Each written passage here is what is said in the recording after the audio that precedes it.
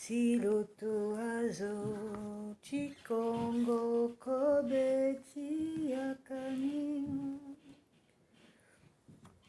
igwe ibambi eketo itongana atabana popoti azan imu bozo tingiza na bozo chikumba na poro pepe si ibara ajo na lege pepe da sokwe ilida itene kojoni siriri agana doson sitonga nambeni molengeti benzoni ayeke na yaning fade siririti I adunando tilo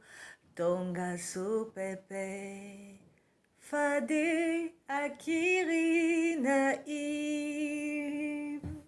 idutinando so ite kobe inyo yeso ayeke na ajoni tenetiso ayekenzoni zoti kusala awarangaye kusala tilo. Amen, amen.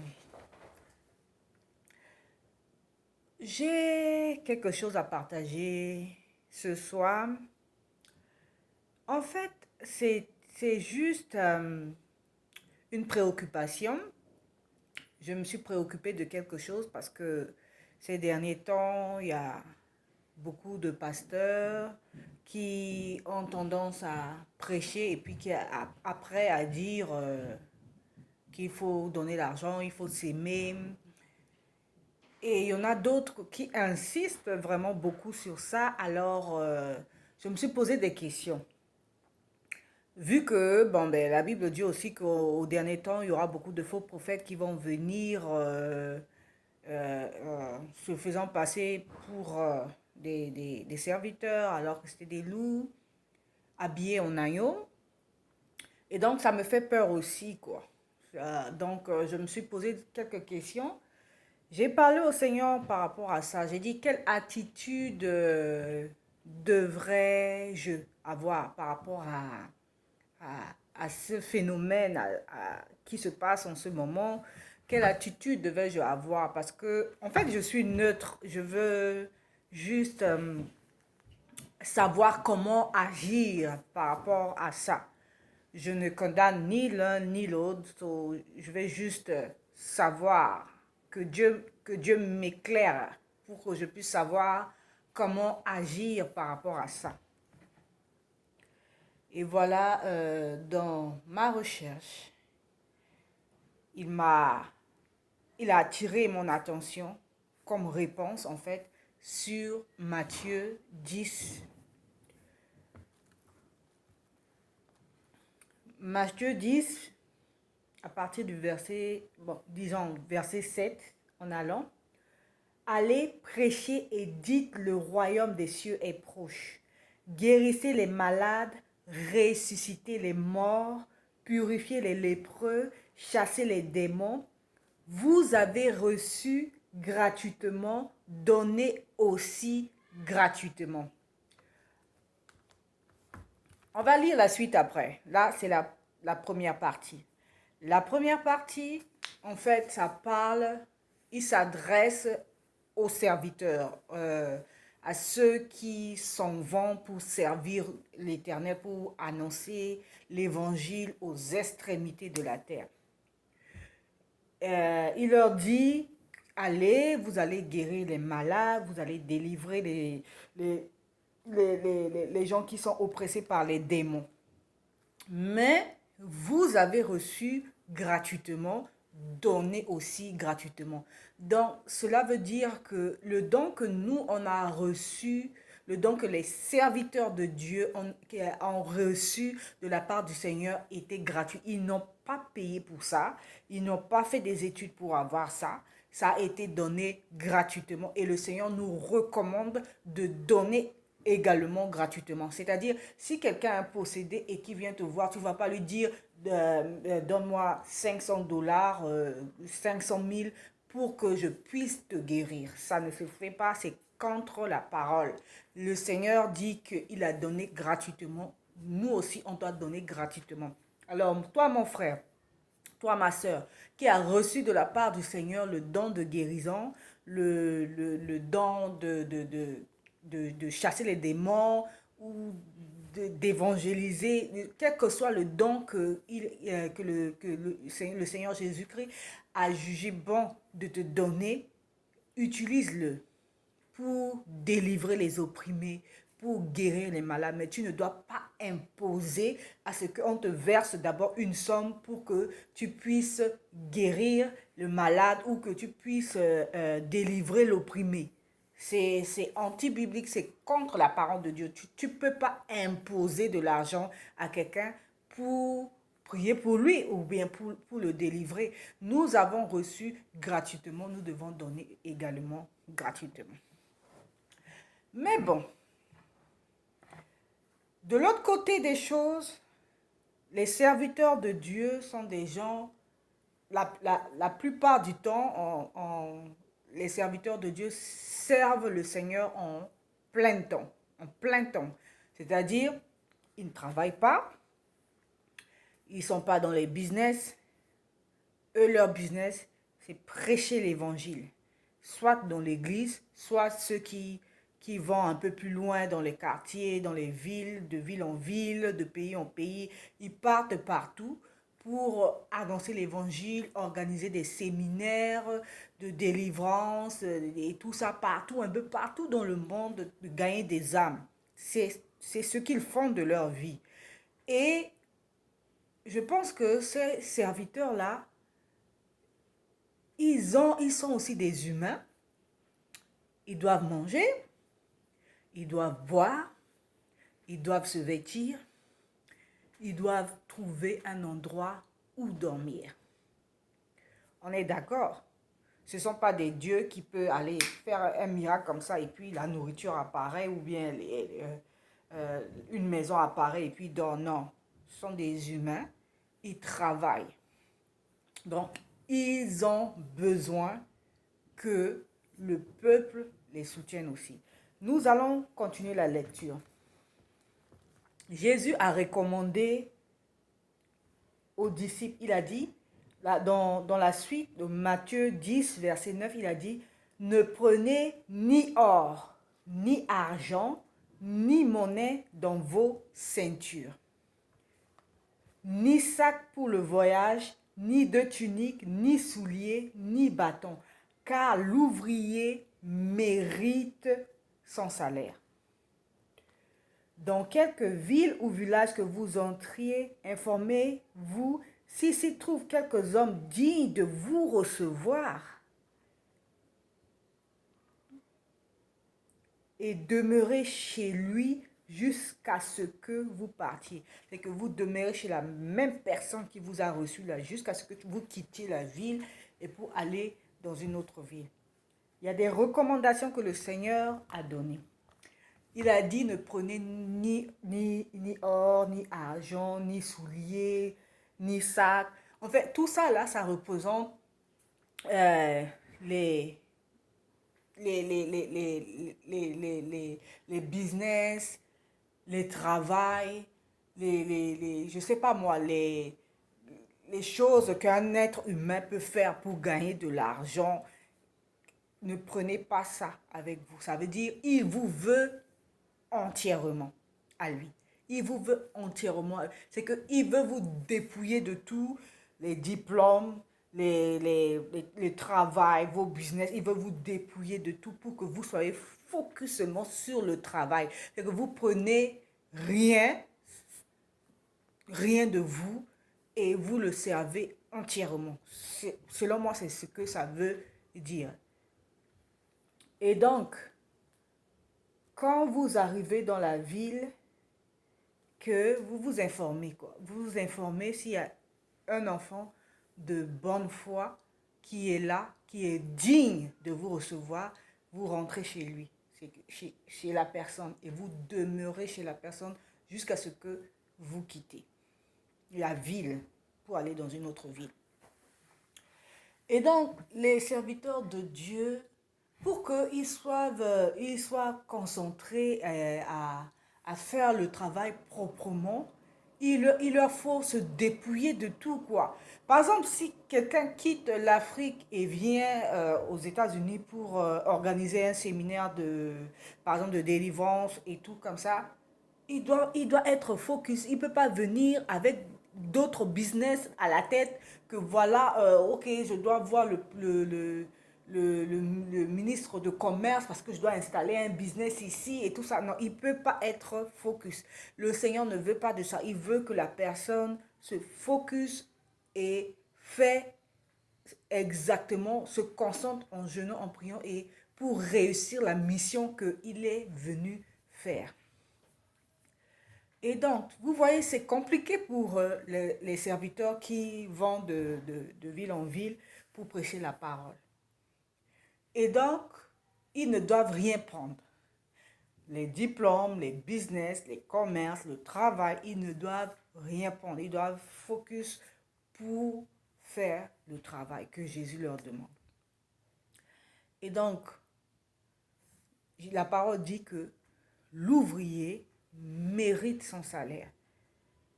S'il y a dans cet endroit quelqu'un de bonne foi pour les recevoir, Jésus leur permet d'y demeurer, de manger, de boire et de se reposer ici, dans cette place où on les reçoit. Ça veut dire la personne de bonne foi qui est là, qui les reçoit, peuvent leur donner la nourriture, peuvent leur vêtir, acheter les habits, peuvent leur donner de l'argent, s'occuper d'eux, en quelque sorte, parce qu'ils sont des ouvriers, ils travaillent et ils méritent un salaire. On est d'accord? Donc, je suis contre deux choses. La première, c'est quand on se fait, on vend le don que le Seigneur nous donne. C'est-à-dire, avant de prier pour la personne, tu lui demandes de verser une telle somme d'argent pour recevoir la délivrance. Je suis contre ça. Je suis également contre le fait que certaines personnes ne veulent pas donner de l'argent aux serviteurs de Dieu. Pourquoi? Parce que ce sont des ouvriers. Ils travaillent à plein temps et ils méritent un salaire. Ils méritent un salaire. Tu ne peux pas prendre quelqu'un, travailler pour toi et refuser de le payer. Un serviteur vient chez toi, il jeûne pour toi, il se prive du luxe, de beaucoup de choses pour servir ta nation, pour servir ta ville, pour servir ta maison, et que tu lui donnes rien, c'est pas normal. Jésus a permis à ce qu'on leur donne. Jésus a permis à ce qu'on leur donne de l'argent, qu'on leur achète des habits, qu'on leur donne de la nourriture. Je ne sais pas moi, de nos jours, comme les choses se sont évoluées, qu'on leur mette dans un hôtel à l'aise, pour qu'ils soient à l'aise, dans un hôtel pour qu'ils soient concentrés et qu'ils fassent le travail qu'ils sont venus faire. Ils méritent un salaire. Donc nous devons comprendre les choses. Ne vendons pas ce qu'on a reçu gratuitement. Nous devons le donner gratuitement.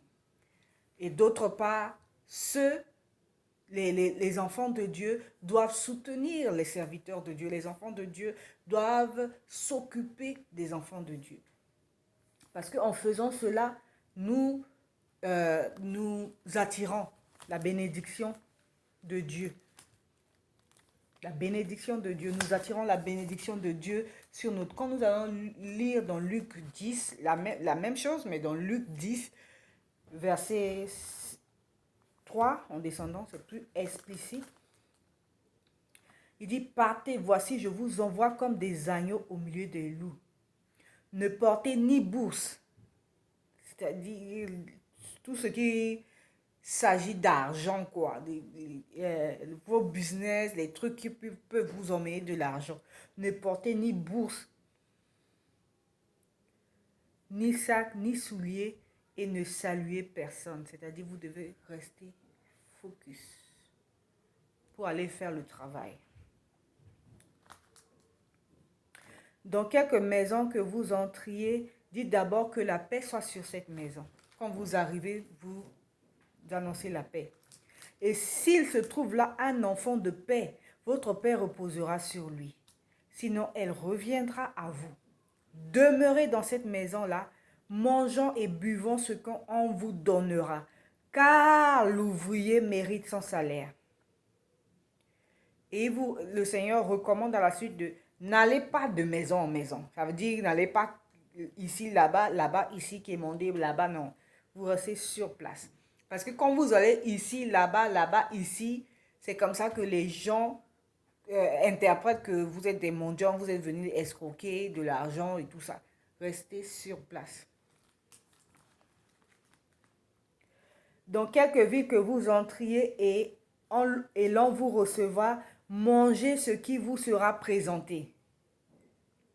Guérissez les malades qui s'y trouveront et dites-leur, le royaume de Dieu s'est approché de vous. Donc, les serviteurs de Dieu ont le droit de recevoir du peuple de Dieu. Les serviteurs de Dieu ont le droit d'être entretenus par les enfants de Dieu, le peuple de Dieu. Jésus leur a accordé ce droit-là, d'accepter les offrandes, d'accepter les dons que les enfants viendront les faire, parce que c'est pour eux comme un salaire. Bon, humainement parlant, entre nous les enfants de Dieu, quelqu'un se prive du plaisir de la vie, quelqu'un se prive de son travail et sert Dieu pour toi en plein temps, ok?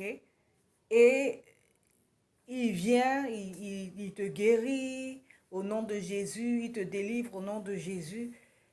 Qu'est-ce que ça te fait toi-même pour être reconnaissant et que ça vient de ton propre cœur, qu'on ne te force pas, mais que ça vient de ton propre cœur et que tu donnes en retour quelque chose à ses serviteurs.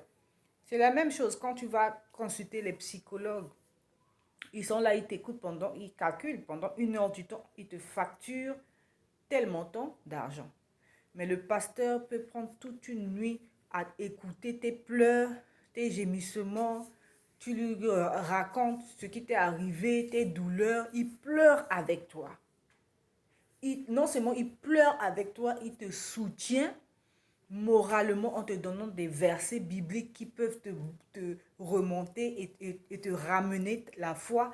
Il prie maintenant pour te délivrer des démons qui t'oppressent, pour ta guérison et tout ça, et tu lui donnes rien. C'est pas normal. C'est pas normal. On ne doit pas nous forcer à donner.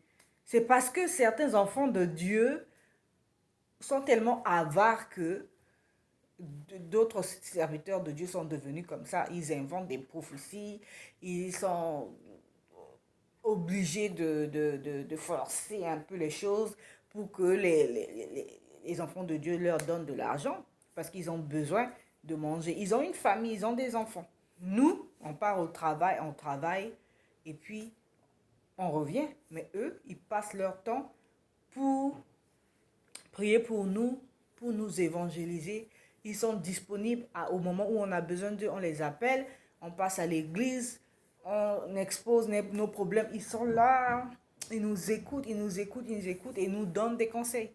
Quelle est la différence à aller voir un docteur ou un psychologue et lui expliquer tes problèmes et qu'il te facture pour 1 heure du temps et après tu lui payes? Et quelle est la différence entre aller voir un pasteur et lui expliquer tes problèmes? Il t'écoute pendant toute une nuit Et puis à la fin, tu as la réponse, tu es consolé et que à la fin, tu t'en fous de lui. Après, tu vas dire que non, c'est des gens qui escroquent le peuple de Dieu. Non, nous devons tous les deux côtés, nous devons changer. Peuple de Dieu, apprenez à vous occuper de vos papas, à vous occuper de vos papas en leur soutenant si vous avez les moyens de temps en temps, hein, en leur achetant des petits trucs, en leur donnant des offrandes, des dons. Je ne parle pas des dîmes. Les dîmes, c'est obligatoire. Selon la parole de Dieu, on doit donner nos dîmes. Là, je ne parle pas des dîmes. Je parle des dons qu'on fait aux pasteurs, des offrandes qu'on fait aux pasteurs, des invitations à manger. Vous voyez? Donc, soyez reconnaissants, en fait, envers les pasteurs. Et je m'adresse également aux pasteurs. S'il vous plaît, arrêtez vos histoires de il faut s'aimer avant de prier, là. C'est anti-biblique. Vous êtes en train de dérailler parce que la Bible est claire que nous avons reçu gratuitement et que nous devons aussi donner gratuitement. Alors, si tu viens et que tu dis à un enfant de Dieu, ok, tu dois donner 500 $ avant que je prie pour ta délivrance, tu es en train, en fait, de vendre ce que le Seigneur t'a donné et c'est contre la parole de Dieu. Donc, s'il vous plaît, repentez-vous, changez de manière. Priez que Dieu vous donne des enfants qui ont un cœur de paix, qui ont un bon cœur, qui peuvent vous soutenir. Rien n'est impossible à Dieu. Rien n'est impossible à Dieu. Donc, dans vos églises ou l'endroit où vous voulez aller, si vous partez en mission quelque part, avant d'aller en mission, recommandez déjà la mission entre les mains de Dieu afin que on puisse vous bénir là où vous allez. Parce que même quelqu'un qui est euh, quelqu'un qui, je ne sais pas le mot, qui n'aime pas donner, même quelqu'un qui n'aime pas donner l'argent, si l'Esprit de Dieu touche son cœur là, comme Zachée là, il va aller sortir tout ça pour venir donner. Donc, ce n'est pas à vous de forcer les choses. S'il vous plaît, s'il vous plaît, s'il vous plaît, changez. Parce que les païens, en fait, ne comprennent pas ce qui se passe et interprètent ça d'une autre manière. Que voilà, les pasteurs nous escroquent. Maintenant, nous là, on a des problèmes parce que quand on veut aller à l'église pour aller faire des dons, on va dire oui, ok, voilà, on est des esprits faibles, on nous abuse à l'église, on nous fait donner de l'argent et tout ça. Alors, nous, on a marre d'écouter ça. Pardon, changez un peu les pasteurs. Changez, pardon. Donc, vos histoires il faut donner avant qu'on prie, là, pardon. Jésus a dit, prie. Il faut prier, il faut délivrer, il faut guérir. Bon, maintenant, si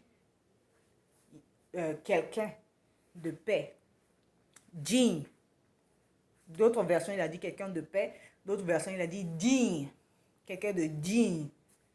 Parce que c'est seulement quelqu'un de digne qui peut reconnaître ce que tu es en train de faire. Quelqu'un habité par l'Esprit de Dieu qui peut reconnaître ce que tu es en train de faire et qui peut t'aider à le faire. Amen. Donc sur cela, je vais vous laisser. J'espère que vous n'êtes pas fâchés.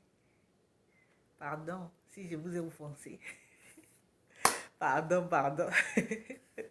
Moi, je vous aime et je comprends ce que vous êtes en train de faire. C'est un ministère vraiment très, très important. Si on n'avait pas les évangéliques, les pasteurs, ça allait être vraiment très compliqué pour nous. Je bénis Dieu pour votre vie. Je bénis Dieu pour votre ministère. Moi, je comprends ce que vous faites. Et je fais partie de ceux qui peuvent vous soutenir. Je vous aime. Gros bisous. À bientôt.